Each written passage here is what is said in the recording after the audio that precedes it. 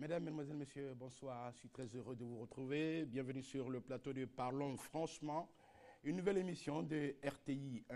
À partir de ce soir, chaque mois, je recevrai un invité pour parler de questions d'actualité et surtout de sujets spécifiques à son domaine de compétences. Et pour ce premier numéro, j'ai le plaisir et l'honneur de recevoir pour vous M. Ahmed Bakayoko, ministre d'État, ministre de l'Intérieur et de la Sécurité. Monsieur le ministre, bonsoir. Bonsoir, Monsieur le Président. Merci d'avoir accepté notre invitation. Avec vous ce soir, nous allons parler bien sûr de sécurité. La sécurité de la Côte d'Ivoire, sécurité des biens et des personnes. Nous parlerons aussi de la réconciliation nationale, qui est un chantier important du programme du chef de l'État. Il a dit lui-même, la réconciliation, ce n'est pas une nécessité, c'est une obligation. Et enfin, nous parlerons politique avec les élections couplées qui ont eu lieu pour la première fois en Côte d'Ivoire. Et nous parlerons de l'état de l'Alliance RHDP. Sur tous ces sujets, nous attendons, Monsieur le ministre d'État, que vous nous parliez avec le franc-parler qui vous caractérise. Parlons franchement. Je rappelle que c'est le titre de cette émission. Je voudrais saluer la présence dans ce studio du ministre de la Défense, Paul Kofi Kofi. D'autres ministres, d'autres membres du gouvernement devraient arriver. Nous les attendons. Je voudrais m'excuser par avance auprès des téléspectateurs pour les éventuels désagréments que pourrait provoquer une toux, provoquée par une grippe depuis 3 jours. J'espère bien que cette émission va aller à son terme. Je voudrais, Monsieur le ministre, qu'on commence par les questions sécuritaires. Alors, depuis la fin de la crise post-électorale, la Côte d'Ivoire a subi plusieurs attaques. Aujourd'hui, on note une accalmie. Est-ce que le gouvernement a trouvé la solution aux tentatives de déstabilisation de notre pays? Bien, écoutez, je vous remercie. Je voudrais également saluer la présence de mon collègue et ami, le ministre Kofi Kofi, qui vient m'apporter sur ce plateau son soutien. Et je voudrais également vous féliciter pour cette opportunité de nous donner plus d'espace d'échange avec les responsables, entre les responsables politiques et les populations. Ben écoutez, votre question, la première, c'est de savoir la question de la sûreté de l'État. Il y a une accalmie aujourd'hui? Ben, comme on le constate, c'est vrai que depuis le mois de mars 2012, on avait enregistré des attaques à caractère subversif. On se rappelle l'attaque du camp d'Akwedo, des camps de gendarmerie, de police à Yopougon, à l'ouest, et à Bonois, etc. C'est vrai que depuis cette année, il y a une certaine accalmie.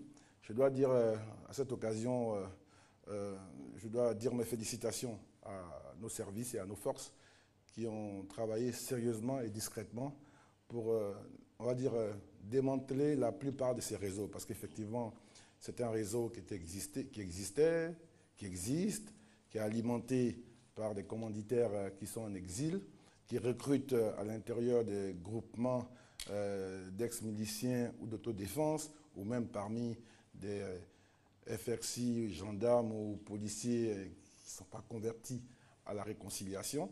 Et donc, les services ont réussi à présenter devant la justice plus de 343 personnes qui avaient un lien avec ces événements.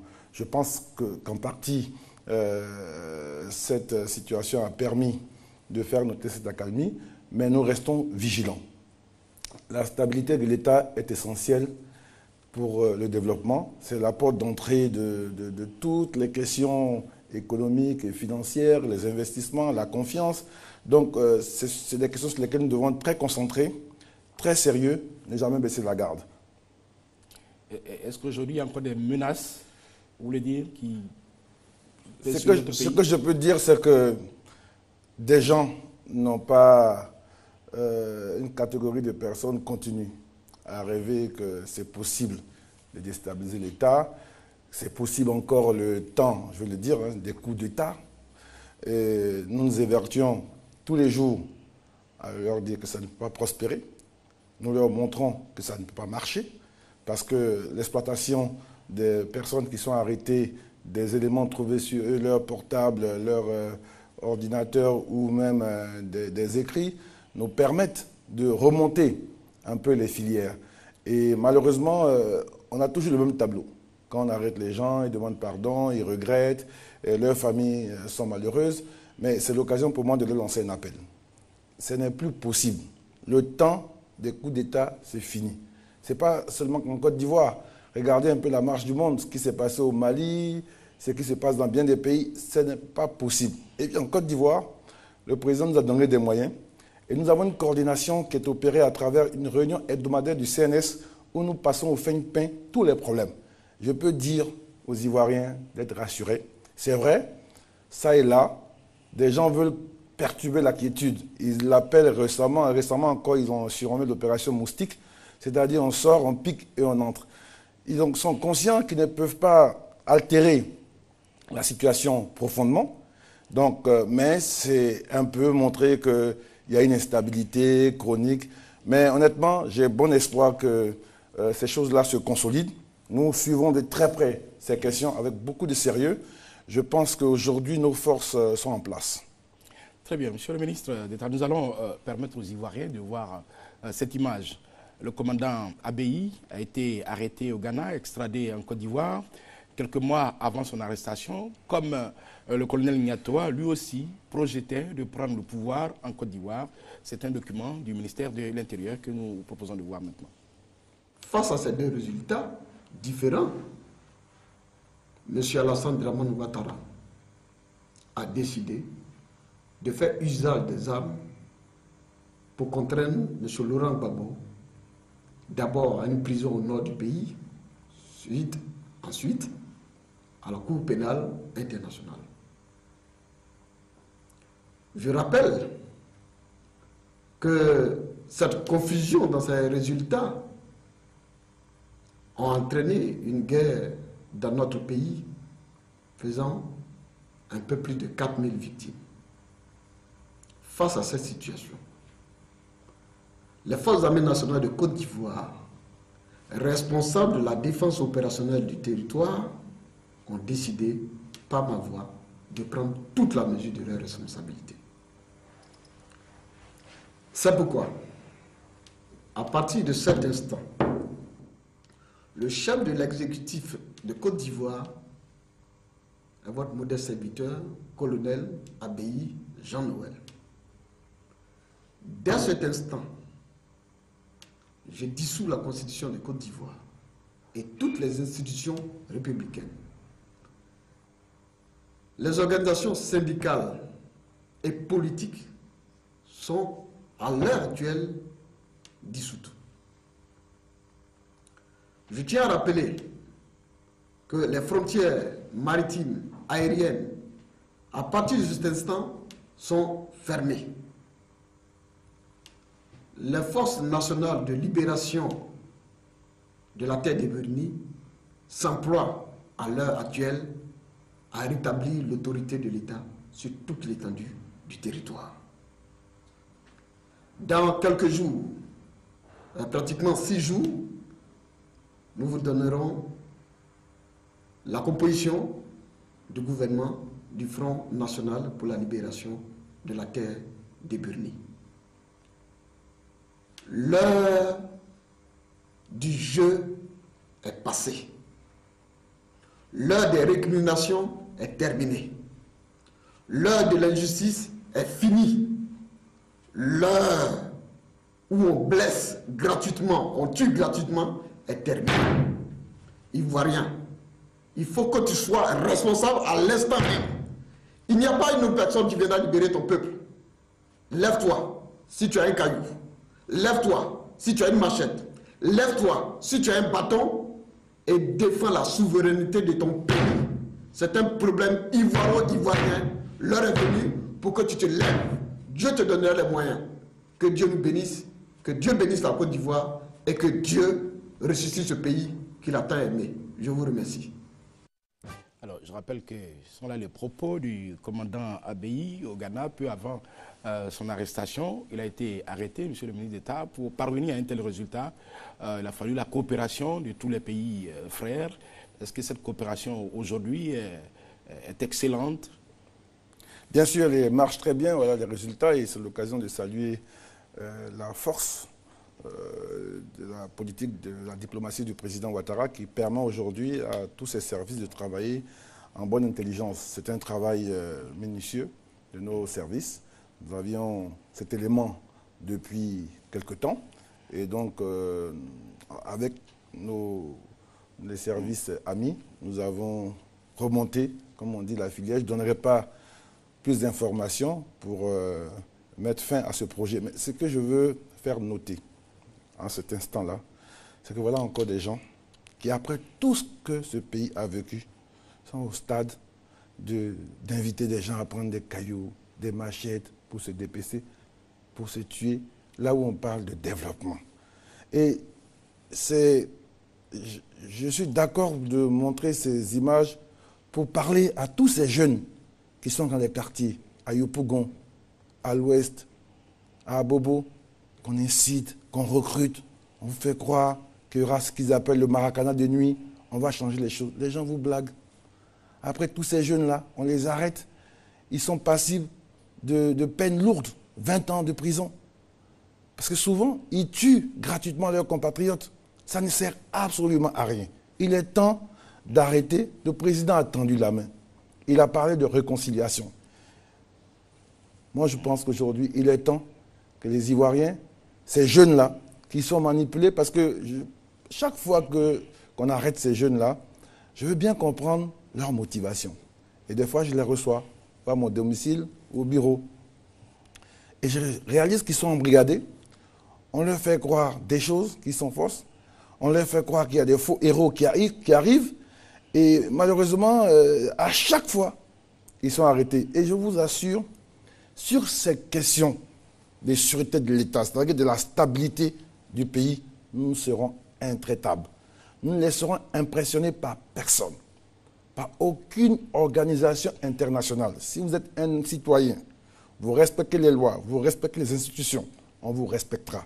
Vous serez libre de vaquer à vos occupations.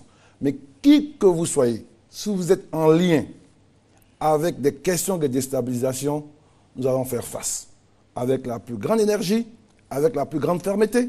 Et vraiment, on ne peut pas accepter qu'un pays comme le nôtre ayant connu ce péril, 3000 morts, des gens ont vécu pendant des mois cachés dans leur maison, ils ont tout perdu, qu'on permette à des gens de nous entraîner à nouveau dans ces nouveaux périls-là. On ne peut pas l'accepter, c'est notre responsabilité. Donc souvent, il y a de la fermeté. J'entends, oui, il y a du harcèlement. Non, je vous assure, par rapport à notre propre parcours, qui avons fait de l'opposition, nous sommes respectueux des libertés des uns et des autres. Ceux qui n'ont rien à voir avec ces questions, nous les connaissons, nous les voyons, ils vaquent à leurs occupations. Mais nous suivons tous ceux qui ont un lien, qui soient membres d'un parti politique, quelle que soit leur responsabilité. Toutes les organisations pourront venir faire quelques déclarations que ce soit. Nous protégerons la stabilité de ce pays parce que c'est de là que va découler le développement de ce pays. Très bien. Alors, pour revenir au commandant Abéi, il a été arrêté, il a été extradé. Comment vous l'avez trouvé quand il a été pris, il a été remis à vos services? C'est la même chose. Pendant tout le plat coup, il pleurait. Ils vont me tuer, vont me tuer, ne me tuez pas, pardonnez. Il pleure, pardonnez, je vais demander pardon au président, je ne vais plus recommencer. Mais je vous assure, on ne veut humilier personne. Mais on veut que les gens comprennent que cette page-là, elle est tournée. Et nous serons toujours très, très, très fermes avec ceux qui ne l'ont pas compris. J'insiste, parce que je sais qu'il y a des gens encore qui se croient malins, sous la couverture d'organisations syndicales ou politiques, ont des connexions, ont des liens. Mais nous avons, depuis un moment donné, vous voyez, j'essaie de venir très rarement sur votre plateau, privilégier l'action, le travail sur le terrain. Mais de temps en temps, c'est bon de venir rendre compte, faire le point aux Ivoiriens. Alors, depuis, il a changé d'avis, il s'est repenti, il a fait des déclarations qui vont dans le sens de la réconciliation. Nous allons l'écouter. Nous avons cherché à trouver la solution pour retourner dans notre pays. Certains proposent une solution diplomatique, une solution politique, une solution militaire. Et c'est comme ça que nous avons commencé à faire un certain nombre de réunions où il était question donc de planification, de renversement de pouvoir, qui était la seule voie pour nous de retourner dans notre pays. J'ai pu prendre de l'argent avec Stéphane Kipré, Et puis un certain monsieur Raman. Et puis un blanc qui s'appelle Salomon Philippe. Parce que je leur ai dit, pour arriver d'abord à une solution militaire, il faudrait avoir du matériel de renseignement. Du matériel de renseignement qui nous permet de voir quelle est la situation véritable sur le terrain. Et après ça, on peut établir un schéma d'attaque. Un schéma d'attaque, comme je le dis franchement, de tout mon cœur. J'ai tenu à faire ce point pour revenir et demander aux Ivoiriens qu'il est vraiment temps. Il est vraiment temps. Il est vraiment temps que nous arrêtions tout. Menaces de guerre, menaces de déstabilisation. Il est vraiment temps que nous puissions arrêter. J'ai pu, par mes propos, ici en Côte d'Ivoire, offenser des gens. J'ai pu, en exil, par mes propos, offenser des gens. Mon attitude, offenser des gens. Dans les décisions que j'ai voulu prendre, qui pour moi étaient des décisions justes, je voudrais, en toute sincérité, demander pardon. Et je voudrais inviter mes frères d'armes, gendarmes, policiers, militaires. Oui, on s'est trop battus. Il est temps que nous puissions nous mettre ensemble pour que la Côte d'Ivoire évolue. C'est une déclaration qui va dans le sens de l'apaisement, de la réconciliation nationale, monsieur le ministre. Mais c'est toujours après coup. Et je l'avais dit à plein de gens, hein, Bégoudé, je l'avais dit, il ne faut pas attendre qu'on te prenne. Parce qu'après, il y a la justice. On ne peut plus... Vous avez vu les deux tableaux. D'un côté, il invitait les Ivoiriens à prendre un caillou, à prendre une machette pour se découper. Et du jour au lendemain, il demande pardon. C'est trop facile. On ne peut pas bâtir solidement un État dans un esprit d'impunité. C'est vrai, ces déclarations sont belles, mais la justice fera son travail.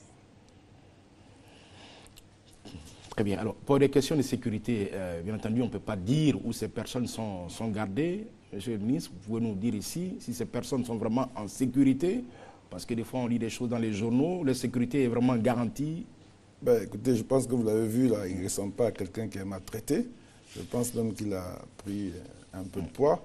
C'est pareil pour l'ensemble de ces détenus qui, quand même, par leur statut et la spécificité de leur cas, ont un traitement un peu spécial dans tous les pays. Ça se voit, même les grands pays comme les États-Unis. Il y a certains détenus qui sont dans des conditions qu'on ne révèle pas parce que leur cas n'est pas simple. Très bien. Alors, le gouvernement a été interpellé à plusieurs reprises par des organisations humanitaires, par l'ONU aussi, par de maltraitance, par de justice des vainqueurs. Qu'est-ce que vous répondez, monsieur le ministre? Mais la justice des vainqueurs, qu'est-ce que ça veut dire? J'ai essayé de me cultiver, de comprendre un peu. Apparemment, c'est une notion qui est apparue à la fin de la Seconde Guerre mondiale, je crois, au moment des procès de Nuremberg. Et puis aujourd'hui, on essaie de l'extrapoler dans notre temps pour pouvoir faire mode. Et puis on s'accroche à ça. Ça veut dire quoi, la justice des vainqueurs? Nous sommes pour une justice équitable. Pour une justice qui respecte les droits des uns et des autres. Cependant, laissez-moi terminer. Une justice qui respecte les droits. En même temps, cette justice-là, elle a son agenda, elle a son calendrier. Les gens sont pressés. Mais on sait dans quelles conditions la justice était. Donc, elle a un agenda. Il y a eu... Alors, ceux qui parlent de justice des vainqueurs disent que depuis la fin de la crise post-électorale, aucun ex-combattant proche du régime n'a été mis aux arrêts. Mais qui sont toujours... il y a tous ceux qui ont été mis aux arrêts jusqu'à présent, c'était dans le cas pratiquement des flagrants délits de la crise. Ensuite, sur les événements, il y a une commission d'enquête qui a fait des conclusions qui ont été livrées au procureur ou à un juge qui est en train de faire certainement ses diligences. Et en temps et en heure, on verra. Ça veut dire que demain, on peut voir bien sûr, même aujourd'hui, dans le cadre de la lutte contre le racket, nous avons déféré devant le tribunal militaire plus de 221 personnes, des policiers, des gendarmes, des FRC. Donc ce n'est pas... Et puis c'est même pas... C'est la vision du président. Et puis je vais vous dire, M. Bouaka, parler très sérieusement et très franchement. Moi, je préfère cette justice des vainqueurs au cimetière des vaincus ou au cimetière des vainqueurs. Parce que si c'est Gbagbo Laurent qui avait eu le déçu militairement, je crois que nous tous ne serons pas dans un tribunal, seront enterrés dans ce cimetière-là. Doudou Rose Gay n'a pas eu droit à un tribunal des vainqueurs. Gay Robert n'a pas eu droit à une justice des vainqueurs. Le docteur Benoît Dakouri n'a pas eu droit à une justice des vainqueurs. Le colonel Dosso Adama n'a pas eu droit à une justice des vainqueurs. On veut bien faire la réconciliation, mais que les gens respectent les douleurs des Ivoiriens que nous avons vécues. Alors, parlons maintenant de la sécurité des biens et des personnes. Est-ce que aujourd'hui, les Ivoiriens sont en sécurité, leurs biens en sécurité? La sécurité en Côte d'Ivoire est revenue. Il ne faut pas que les Ivoiriens se fassent des complexes. L'année dernière, sur ce plateau, dans un autre contexte, je vous disais que nous avions évolué d'un indicateur qui est l'indicateur maître pour moi, c'est le vol de véhicules. Parce que toutes les autres infractions partent du vol des véhicules. C'est quand les gens braquent des véhicules, qui vont attaquer un domicile, qui vont attaquer un commerce, qui vont attaquer une banque, etc. Nous étions à une dizaine à l'époque, par jour. Nous sommes descendus à 4 l'année dernière. Aujourd'hui, nous sommes à moins de 2. C'est clair, c'est net. Tous les soirs, tous les commissariats et toutes les brigades font remonter à une centrale le niveau des plaintes et on compile ces résultats qui donnent l'indice de sécurité générale ivoirien. Ce que je peux dire, aujourd'hui, nous sommes à moins de 2, mais ça correspond à la délinquance qu'on retrouve dans une ville moyenne de 500 000 habitants en France. J'ai demandé qu'on me donne des chiffres. C'est important, parce que comme on a connu la crise, la guerre, avec la circulation des armes, malgré tous nos efforts, on veut à tout prix nous coller cette image de pays insécure. Ce n'est pas vrai. Vous prenez une ville comme Marseille. Elle a 1 585 000 habitants. Aujourd'hui, elle enregistre 234 infractions par jour. Elle enregistre par an 4 209 vols de véhicules par an.